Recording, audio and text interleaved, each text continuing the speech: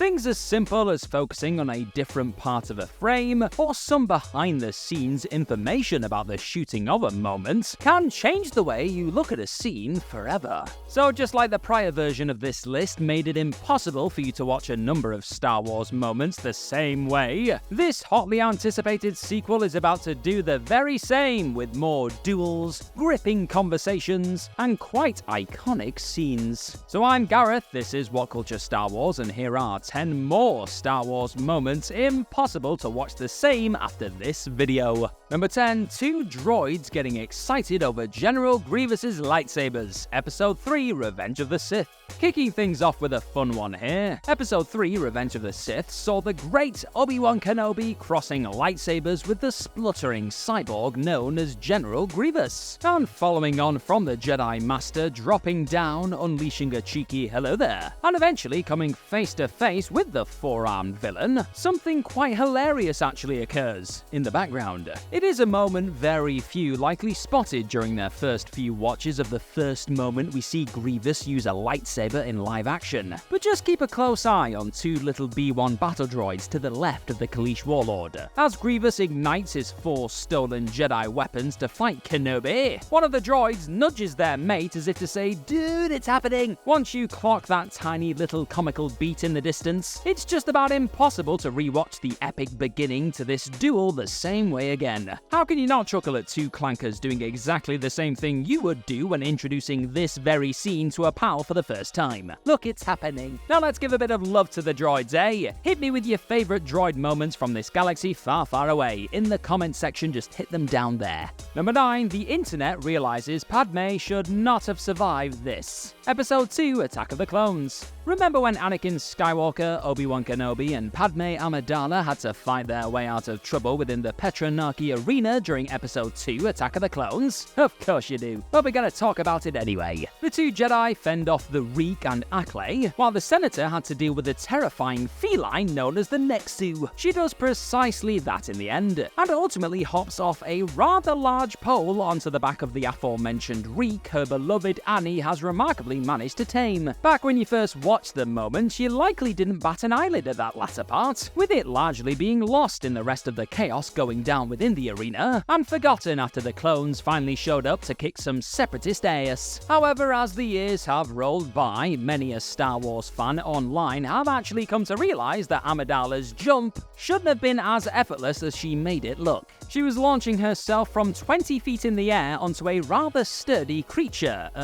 crotch first. It should not have ended well for the former Queen of Naboo. Perhaps Anakin used the Force to help soften her landing. Or maybe Padme is just built different. Either way, you'll now struggle to ever rewatch this moment without wondering how in the hell she managed to not be completely broken or even killed by the impact of that nasty landing. Number 8. The merging of two takes. Episode 3, Revenge of the Sith. Episode 3, Revenge of the Sith boasts some of the prequel's finest moments, with a number of enthralling duels, jaw-dropping set pieces, and memorable exchanges occurring in this third chapter in the Skywalker saga. And Chancellor Sheev Palpatine and Anakin Skywalker's little chat at the opera certainly falls into that last category, because you were too busy getting lost in the former's tale of Darth Plagueis the Wise, and Ian McDiarmid's tremendous work as the manipulative secret Sith Lord though. You most likely missed a quite jarring moment. With George Lucas constantly trying to find new ways to bring his vision to the screen, the director opted to actually use multiple different takes when editing some scenes in the prequels, taking the bits he liked from each and then just blending them together. This is most noticeable during that aforementioned opera sequence. If you keep a close eye on Hayden Christensen's face in the scene, you'll spot that it oddly morphs as one take is merged with another. And just like that, good luck getting through this night at the opera again without getting massively distracted by this attempt to sneakily combine two versions of one scene via some Lucas cyber editing.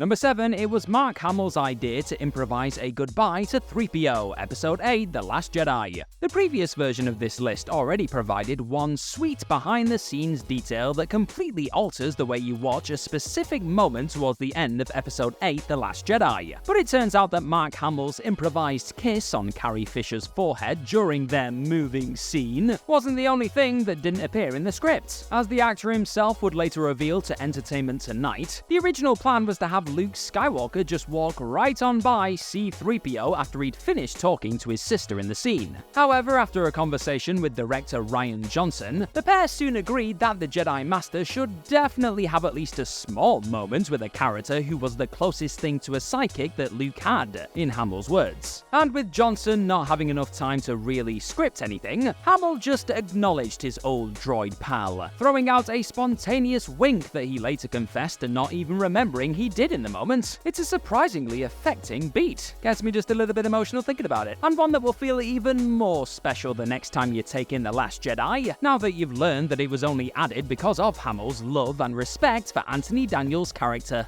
Number 6. Jai Alai rackets were used as equipment. Episode 1, The Phantom Menace. Speaking of everyone's favourite protocol droid, Episode 1 The Phantom Menace brought with it the not at all divisive revelation that none other than Anakin Skywalker was actually C-3PO's creator. Yep, that one went down really well. There is actually something else knocking around in the scene which introduces a rather bare 3PO, however, which becomes quite the hilarious distraction once you realise what you're looking at. You see, as little Annie shows off his protocol pal to his future wife Padme Amidala, a number of tools and pieces of equipment are seen hanging around the droid. This being Star Wars though, George Lucas and his art department didn't choose to completely design all the props from scratch. Some of them were just real-world items hiding in plain sight. Joining the likes of the Gillette razor that pops up as a communicator in this very same film, the Skywalker home also has Jai Alai equipment scattered all over the place, with a number of the sports rackets being visible in the background in these scenes. And for some reason, once you've spotted them, the thought of Lucas and co. taking one look at these plastic cestas, hanging them upside down, and then seemingly thinking, yep, that looks Star Warsy enough, just makes this big 3PO reveal a bit more amusing. Thank you very much for saying hello there today, my very good friend. If you're enjoying your fine self, then why not tap on that subscribe button down below while you're here? Go and do it, it's free. Number 5, Iman Esfandi was just as unaware as Ezra in one moment. Ahsoka. After being blasted off screens at the end of the Rebels animated series, Ezra Bridger made his long-awaited live-action debut, along with a number of his fellow Spectres in Disney Plus's Ahsoka. But with Kanan Jarrus's Padawan being away from the galaxy far, far away for quite some time since fans last saw him in that animated show, his old pal Sabine Wren was on hand to get him up to date on all the events he missed in Part 7, Dreams and Madness. Funnily enough though, Ezra actor Iman Esfandi didn't actually need to do too much acting at this moment. As the star would later reveal to The Hollywood Reporter, he wasn't the biggest Star Wars fan before taking on the role. He'd later go on to fully immerse himself in the franchise after he finished shooting, but as he put it himself, when Sabine was filling Ezra in, I also didn't know much about it. Once Esfandi realized that this was the way Bridger learned about everything from the fall of the Empire to the Emperor dying to the New Republic for the first time, he couldn't help but find it a bit hilarious. So the next time you watch this part of the Ahsoka adventure, just know that Esfandi legitimately didn't know all that much about the galaxy's recent history either. Number 4, the moment Obi-Wan dropped off Luke Skywalker was difficult for Ewan McGregor, Episode 3, Revenge of the Sith. You no doubt already know that shooting a film that relies heavily on digital effects isn't always a glamorous experience. After all, acting opposite tennis balls and pretending to use mystical powers that will only be added in during post-production can be a tad embarrassing on set. But what you may not be aware of is just how humiliating shooting one specific moment in Episode 3, Revenge of the Sith was for Obi-Wan Kenobi himself, Ewan McGregor. Knowing that he was gonna shoot the all-important moment when his Jedi Master would hand baby Luke Skywalker over to his Uncle Owen and Aunt Beru on Tatooine, the excited actor invited his mates to come watch. With that scene involving Kenobi getting off and on an Eopie though, McGregor soon found himself being plonked on a big green box. And rather than helping the actor by moving the block that would be swapped out for the alien creature later on, the star was forced to do his own awkward swaying. Oh, but it gets worse. Along with the cast having no clue where to look when George Lucas shouted out for them to look at the moon Jones? Due to the whole set being one big green screen, cheers George, McGregor also didn't know whether his ride had turned around or not before hopping back on. Unsurprisingly, that awkward moment did not make the cut. It all made for a hell of an embarrassing but rather comical day at the office. And you'll now never be able to get the image of an awkward McGregor on his green block in front of his pals out of your head whenever you watch him dismount during this big moment. Number 3, the Rey and Ben kiss was a goodbye, Episode 9, The Rise of Skywalker. In a film crammed full of controversial moments, perhaps the most talked about of the lot involved two of the sequel trilogy's main characters sharing a smooch. Some think that the kiss was jarring and unnecessary, while others have defended it, feeling it was a romantic moment that was earned after watching the pair's relationship develop throughout the series. Was this really a romantic lip lock in the final seconds of Ben Solo's life though? Or was it actually something else entirely? Well, according to Rey actor Daisy Ridley, she felt it was the latter. Speaking about that Episode 9, The Rise of Skywalker kiss on the Happy Sad Confused podcast, the British star not only revealed that she felt the moment was very much earned, and that they actually did a version of the scene without it too, she also thought of the smooch as a goodbye. Not only was Rey saying goodbye to Ben here, but Ridley was also saying farewell to the franchise as a whole, for a bit. Hearing what was really going through the actor's mind here as she was preparing to smooch Adam Driver's Solo definitely adds a different layer to that divisive moment, with those who initially saw it as an out-of-nowhere romantic gesture now possibly being able to accept that this was simply someone's way of saying goodbye to an important person in and part of their life.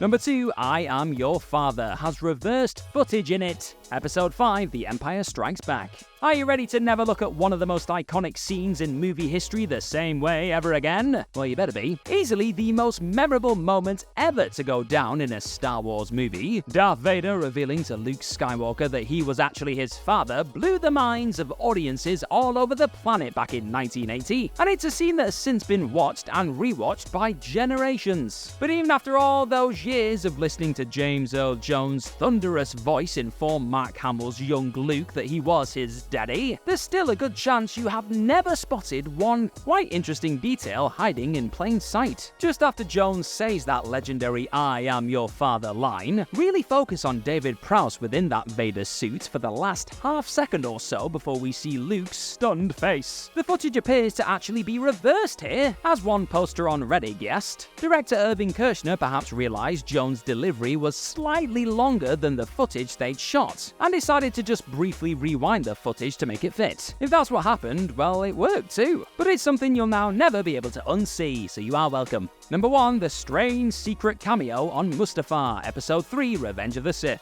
Admittedly, this one is a little tougher to spot than any of the previous 10 entries. But once you do, there is just no going back, folks. As Episode 3, Revenge of the Sith, reaches its closing stretch, Anakin Skywalker and his old Jedi Master Obi-Wan Kenobi clash amidst the lava on the fiery planet of Mustafar. It's a properly emotional and incredibly choreographed duel. However, it's one that also contains a secret cameo that very few noticed until quite recently. Right when the Chosen One goes to jump over Kenobi as they fight on a hovering platform, a face strangely pops up over Anakin's shoulder for no longer than a second. The mug, posted on Reddit earlier this year, could possibly belong to a member of the crew helping Hayden Christensen during this particular stunt, or perhaps just preparing to catch him if something went wrong on the green screen set. And this super brief error was probably just missed when piecing together the explosive climax. Again, it is a super tough one to catch if you don't know what you're looking for or even where, but when you do finally see the face of this Mustafar man, you will never be able to get through this section of that classic showdown without thinking about him briefly having Annie's back.